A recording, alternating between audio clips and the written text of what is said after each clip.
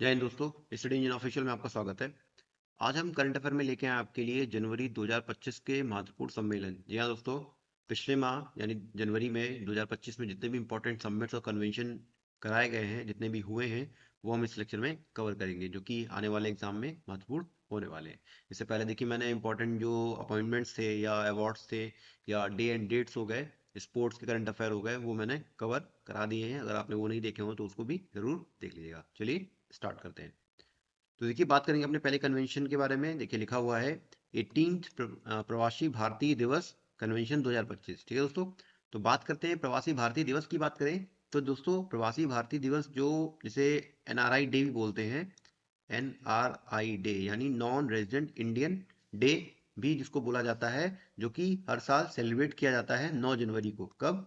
9 जनवरी को मनाया जाता है। और दोस्तों, ये मनाया क्यों जाता है? क्योंकि 9 जनवरी 1915 को क्या हुआ था, महात्मा गांधी जो कि फादर ऑफ द नेशन है, वो साउथ अफ्रीका से लौट करके भारत इंडिया वापस आए थे।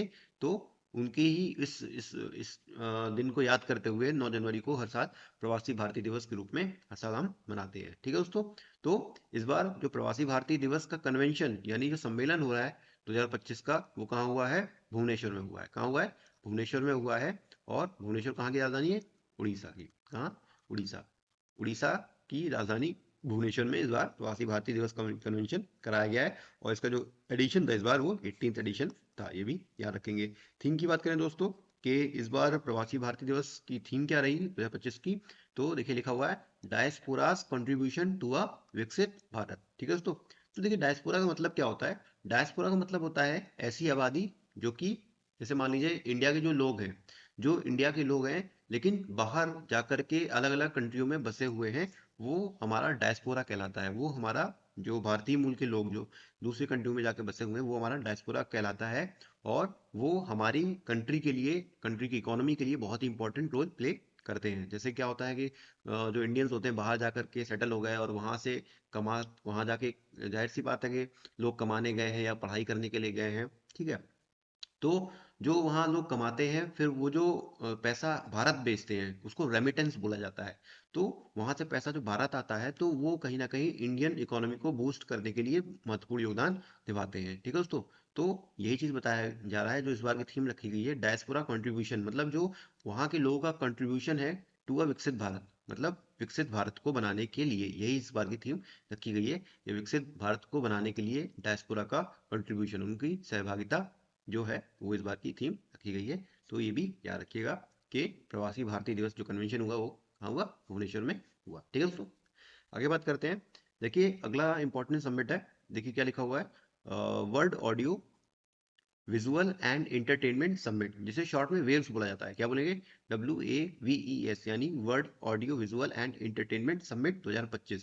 ठीक है दोस्तों, तो ये क्या हुआ, मोदी जी ने जब मन की बात करी थी, ठीक है, तो उसमें इस समिट के बारे में इन्होंने बात करी थी कि 2025 में ये इसका इनॉग्रल, मतलब पहली बार इस समिट का आयोजन भारत में कराया जाएगा। कहाँ इसका आयोजन कराया जाएगा? भारत में कराया जाएगा। तो ये याद रखिएगा कि फर्स्ट टाइम देखिए इसका आयोजन किया जा रहा है वेव्स का। तो इसका जो कराया जाएगा वो भारत में कराया जाएगा। और ऑर्गेनाइज बाई, मतलब किसके द्वारा ऑर्गेनाइज किया जाएगा? तो ministry of information and broadcasting. ठीक है, इस मिनिस्ट्री के द्वारा इसको ब्रॉडकास्टिंग, मतलब इसके द्वारा ऑर्गेनाइज कराया जाएगा इसको। ठीक है, तो ये याद रखिएगा, इसका फर्स्ट टाइम जो आयोजन किया जा रहा है वो कहाँ? इंडिया में किया जा रहा है। ठीक है दोस्तों, अब जैसे कि नाम से ही पता चल रहा है कि इसका मतलब क्या है, इसका क्यों, इस समिट का मतलब क्या है।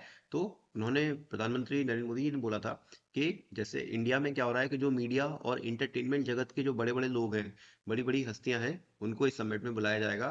और कैसे इंडिया को एक कंटेंट क्रिएटर हब के तौर पे बनाया जा सकता है, उसमें ये सारी चर्चाएं की जाएंगी दोस्तों। तो यही इसका बेसिक फंडा है। ठीक है, तो ये याद रखिएगा, ये जो समिट है वो भारत में कराया जाएगा। ठीक है दोस्तों, आगे बात करते हैं। अगला इंपॉर्टेंट समिट है, देखिए दोस्तों, एरो इंडिया 2025। ठीक है, एरो इंडिया 2025 के बारे में बात करें तो इस बार का जो एडिशन है वो 15th एडिशन है, यानी 15वां एडिशन इस बार एरो इंडिया 2025 का हुआ। ठीक है, कहाँ कराया गया? तो इसकी बात करें तो यलाहंका एयरफोर्स स्टेशन, जो कि बेंगलुरु में स्थित है। कहाँ पे है? बेंगलुरु में है यलाहंका एयरफोर्स स्टेशन, वहाँ पे इसका आयोजन कराया गया। बेंगलोर की बात करें तो बेंगलोर कर्नाटका की कैपिटल है, कर्नाटका राज्य की राजधानी है बेंगलुरु, ठीक है। तो यहाँ पे इस बार इसका आयोजन कराया गया, ठीक है। इसके बारे में बात करें तो ये Asia's biggest aerospace and defence exhibition, ठीक है।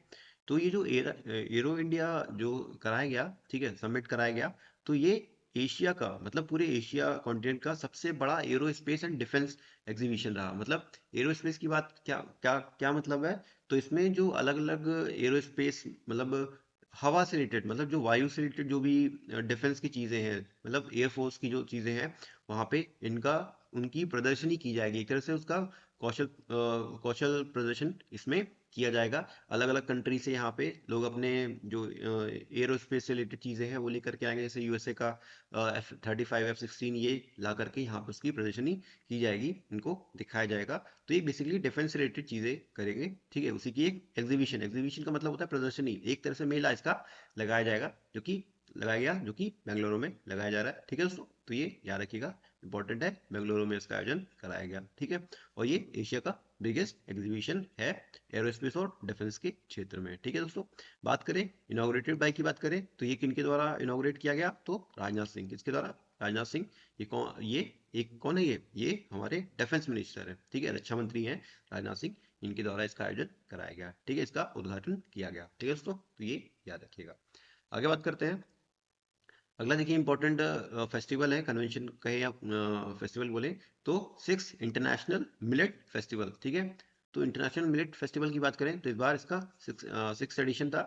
तो सिक्स एडिशन का आयोजन इस बार कहाँ कराया गया, बेंगलोर में कराया गया। कहाँ कराया गया, बेंगलोर। मैंने पीछे बताया था ये कर्नाटका की कैपिटल है, ठीक है दोस्तों, इसको याद रखिएगा। मिलेट की बात करें तो देखिए मिलेट में वो फसलें आती हैं जिन जो मोटे दाने वाली फसलें होती हैं, जैसे बाजरा हो गया, ठीक है, मक्का हो गया, ज्वार हो गया, ठीक है। तो इनके लिए एक आयोजन कराया जाता है, ठीक है, इंटरनेशनल मिलेट फेस्टिवल नाम से। तो इसका जो आयोजन किया गया इस फेस्टिवल का, वो बेंगलुरु में कराया गया, ठीक है दोस्तों, ये भी याद रखेंगे। आगे बात करें, देखिए अगला इंपॉर्टेंट समिट है जो कि मीटिंग है, ठीक है, तो उसके बारे में बात करेंगे। तो ये आपका है क्वाड फॉरेन मिनिस्टर मीटिंग, ठीक है। तो क्वाड के बारे में बात करें तो पहले तो हम देख लेते हैं कि क्वाड में कौन कौन से कंट्री आते हैं। तो क्वाड में बात करें तो देखिए चार देश आते हैं। कौन से चार देश आते हैं आपका, कौन कौन सा हो गया, एक इंडिया हो गया, ठीक है, उसके बाद यूएसए हो गया, और आपका साथ ही साथ जापान हो गया, और आपका ऑस्ट्रेलिया हो गया, ठीक है दोस्तों। ये चार कंट्री मिलकर के क्वाड कंट्री कहलाती है। इनके बीच में युद्ध अभ्यास मालाबार नाम से भी होता है इन चारों क्वाड कंट्रीज का, ठीक है।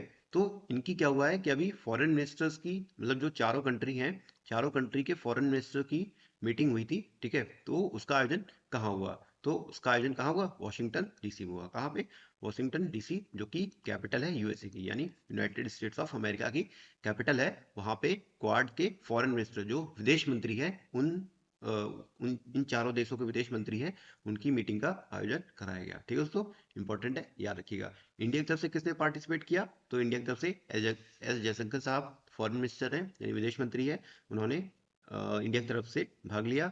यूएसए की बात करेंगे तो यूएसए की तरफ से जो कि वहाँ के फॉरेन मिनिस्टर है, उनका नाम क्या है, मार्को रूबियो। क्या नाम है, मार्को रूबियो, ठीक है दोस्तों, इन्होंने पार्टिसिपेट किया, ठीक है। जापान की तरफ से बात करें तो जापान की तरफ से ताकेशी इवाया, क्या नाम है इनका, ताकेशी इवाया, ये जापान के कौन है, फॉरेन मिनिस्टर है, जापान के विदेश मंत्री हैं। और ऑस्ट्रेलिया की तरफ से बात करें तो पेनी वोंग, क्या नाम है, पेनी वोंग, ठीक है दोस्तों। तो ऑस्ट्रेलिया की तरफ से पेनी वोंग जो वहाँ के फॉरेन मिनिस्टर यानी विदेश मंत्री हैं, इन्होंने पार्टिसिपेट किया। तो ये याद रखिएगा, इनके भी नाम याद रखिएगा, ठीक है। तो ये इंपॉर्टेंट हो जाता है। ये मीटिंग दोस्तों जो अभी 47वें राष्ट्रपति चुने गए यूएसए के डोनाल्ड ट्रंप, उनके जो शपथ समारोह था उससे एक दिन पहले ये मीटिंग वहाँ पे हेल्ड कराई गई। सारे मिनिस्टर वहीं पे यूएसए में थे, तो वहीं पे इसका आयोजन कराया गया, ठीक है दोस्तों। और जैसा कि बताया गया कि भारत की तरफ से जो थे attended by doctor S Jaishankar, ठीक है, जो कि भारत के फॉरेन मिनिस्टर है, ठीक है दोस्तों। तो इन्होंने वहाँ पे जाके पार्टिसिपेट किया, ठीक है। आगे बात करते हैं।